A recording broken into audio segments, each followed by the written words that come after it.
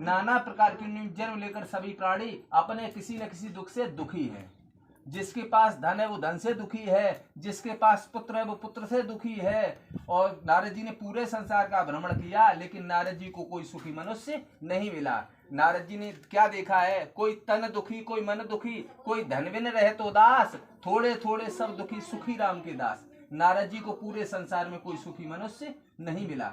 तो मन में विचार किया, संसार में इतने दुख भरे हुए हैं, अपने दुख में दुखी प्राणी भगवान को भी भूल गया। ये अटल सत्य है, जब जब प्राणी भगवान को भूलता है तभी दुखों को प्राप्त करता है। और मैं एक संत हूँ, और संत का कर्तव्य ये होता है परोपकार की भावना से कोई न कोई ऐसे कार्य करता रहे जिससे समाज का कल्याण होता रहे। जब तक मैं इन कलकाल के मनुष्यों के दुख दूर नहीं कर देता तब तक मेरा संत होना बेकार है। नारद जी ने उपाय दुख दूर करने के बहुत उपाय सोचे हैं, लेकिन नारद जी को कोई उपाय समझ में नहीं आया। तब तो अपनी बीड़ा को उठाया है, श्रीमन्नारायण की ध्वन करते हुए देवर्षि नारद भगवान के मुख्य धाम बैकुंठ में जा पहुंचे। और नारद जी जब बैकुंठ में गए तो क्या देखा, भगवान का शुक्ल बड़ है, भगवान की 4 भुजाएं हैं, और भगवान की चारों भुजाओं में शंख चक्र गदा और पद्म है, और भगवान के गले में सुंदर तुलसी की मालाएं पड़ी हुई थी। भगवान का इतना सुंदर रूप था, नारद जी उनके रूप को देखकर मोहित हो गए और उनकी स्तुति कर कहने लगते, हे प्रभु, न तो आपका आदि है न मध्य न अंत है, आप गुणों की आत्मा, भक्तों के दुख दूर करने वाले हो। हे प्रभु, आपको मेरा प्रणाम स्वीकार हो। नारद जी ने भगवान नारायण को प्रणाम किया है। तो भगवान कहते, हे नारद, जब जब तुम हमारे लोक में आते थे तो बड़े प्रसन्न होकर आया करते थे, आज तुम बड़े दुखी दिखाई दे रहे हो, तुम्हारे दुख का कारण क्या है।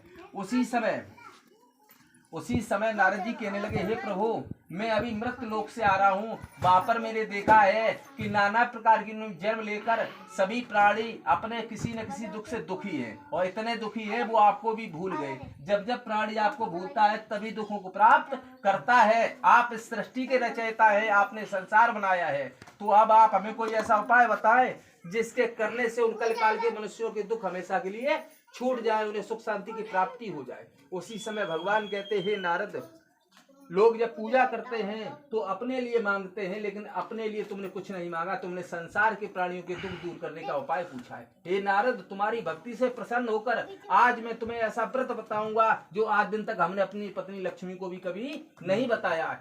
हे नारद, वह सुंदर व्रत सत्यनारायण भगवान का व्रत है। यदि यह व्रत सुंदर विधि पूर्वक किया जाए तो मनुष्यों के दुख छूटते उसे देर नहीं लगती है।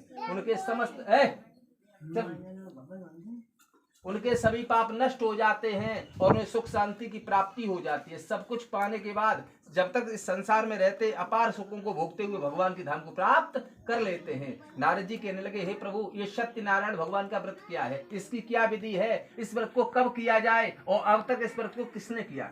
उसी समय भगवान कहते, हे नारद, ये सत्यनारायण भगवान का व्रत अनेक फल देने वाला है। इस व्रत के लिए कोई विशेष समय नहीं चाहिए, जब इच्छा हो तभी कर डाले, किंतु मन में श्रद्धा और भक्ति हो। श्रद्धा भक्ति के साथ किया हुआ कार्य कभी निष्फल नहीं जाता है, उसमें फल ही प्राप्त होता है। जो बिना श्रद्धा के कार्य किया जाता है उसका कोई फल नहीं मिलता है। हे नारद, कल काल के मनुष्यों को चाहिए किसी भी दिन सायंकाल के समय ब्राह्मणों को बुलाए, अपने भाई बंधुओं को लाकर एक चौकी पर एक वस्त्र बिछाने के बाद भगवान को उस पर बिठा ले और भगवान को उपचार से पूजन करें। फल इत्यादि से पूजन करने के बाद में भगवान का हवन करें। हवन विराम हो जाए तो सभी भाइयों को बैठकर भगवान नारायण की कथा सुननी चाहिए। कथा जब विराम हो जाए तो प्रसाद को लेकर अपने अपने घर की ओर जाए। बात प्रसाद की आई तो नारद जी पूछते, प्रभु, प्रसाद किस चीज का बनाया जाए। तो भगवान कहते हैं कि हे नारद, मेरे व्रत में गेहूं के आटे की पंजीरी श्रद्धा अनुसार बनाए, और गाय के दूध का पंचामृत, जिसमें गाय का दूध हो, गाय का दही हो, गंगा जल हो, तुलसी दल हो, शहद, ये 5 चीजें मिलाकर उस पंचामृत को तैयार करें। भगवान शालिग्राम को उसमें स्नान कराएं। जब भगवान स्नान करेंगे तो चरणामृत बन जाता है। उसी प्रसाद को सभी को दिया जाए, और प्रसाद को लेकर जब लोग अपने घर की ओर जाएं तो नारायण भगवान का ध्यान करते जाए कि हे सत्यनारायण भगवान, आज आपके आशीर्वाद से हमें आपका व्रत देखने व सुनने के लिए मिला है। भविष्य में जब हमें अवसर मिलेगा तो हम लोग भी सत्यनारायण भगवान का व्रत करेंगे। जो लोग सच्चे मन से इस व्रत को करते हैं उनके सभी पाप नष्ट हो जाते हैं, उन्हें धन दान की प्राप्ति हो जाती है। सैदा जी बताते हैं, कलयुग के मनुष्यों के पास सर्व सुख होंगे, किसी चीज की कोई कमी नहीं होगी। कमी तो होगी केवल समय की कमी होगी। समय की कमी के चलते लोग बड़े बड़े अनुष्ठान नहीं करा पाएंगे। इसलिए अल्प धन अल्प समय में सत्यनारायण भगवान का व्रत करने के बाद समस्त फलों को प्राप्त किया जा सकेगा। स्कंद पुराणे रेवा खंडे प्रथम अध्याय सत्यनारायण भगवान की, आनंद कंद भगवान की।